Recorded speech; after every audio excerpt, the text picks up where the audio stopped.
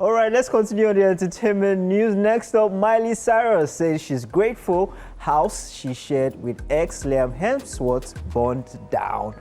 Miley Cyrus has opened up about the 2018 Woolsey Fire that destroyed her $2,525,000 Malibu home, which she and her ex-husband Liam Hemsworth shared. Instead of dwelling on the loss, the American singer views the incident as a turning point that brought her clarity and gratitude. She shared that losing her home symbolized the breakdown of important relationships, including her marriage to the actor, but led her to the magic and gratitude. According to People, she says, and I quote, "When my house burned down, that was the biggest blessing I've ever had in my life, actually.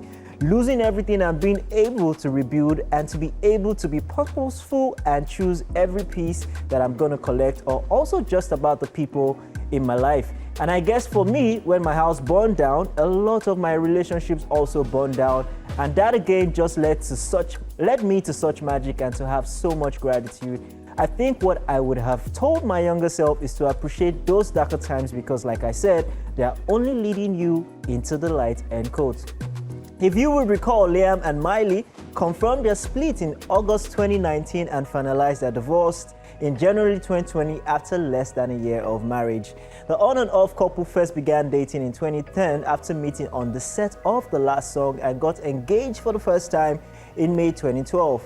However, they then split up in September 2013 before reuniting in 2016, going on to tie the knot in December 2018 before splitting for good just months later. Meanwhile, Liam Hemsworth is still going strong with his girlfriend, Australian model Gabriella Brooks, since 2019. Yeah. So it's interesting how we see things. And I think that it's just so wonderful that she's seeing that as a blessing. Not that you want people's houses to be getting burnt, but you know that something has happened, something bad like that happened, but you chose to see it as a blessing. You had to see, you know, you chose to see, you know, the good in it, as you said. So I think that it's just so wonderful because sometimes when we reflect, some things are actually blessings in disguise. You might never know. You might just be asking so many questions at that point when it happened.